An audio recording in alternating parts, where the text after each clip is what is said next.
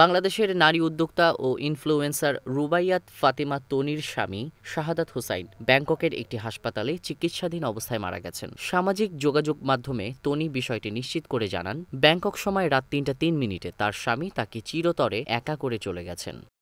দীর্ঘদিন ধরে শাহাদাত হোসাইন বিভিন্ন শারীরিক জটিলতায় ভুগছিলেন এবং উন্নত চিকিৎসার জন্য ব্যাংককে ছিলেন। শাহাদাত ছিলেন তনির দ্বিতীয় স্বামী। প্রথম স্বামীর সঙ্গে বনিবনা না হওয়ায় তিনি বিচ্ছেদের সিদ্ধান্ত নেন এবং পরে ভালোবেসে শাহাদাতকে বিয়ে করেন। যদিও তাদের বয়সের ব্যবধান নিয়ে প্রায় সমালোচনা হয়েছে, তনি কখনো এইসব বিষয় গুরুত্ব দেননি। বিভিন্ন ফেসবুক লাইভে তাকে ট্রোলের শিকার হতে হলেও তিনি সবসময় আত্মবিশ্বাসী থেকেছেন এবং নিজের সিদ্ধান্তকে সম্মান করেছেন।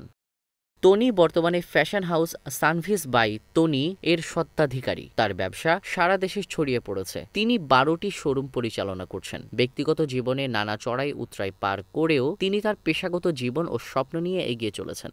শাহাদাত হোসাইনের মৃত্যু তনির জীবনে গভীর শোকের একটি অধ্যায় হিসেবে চিহ্নিত হবে। রিজাল ইসলাম রাজীব, নিউজ ফ্ল্যাশ 71।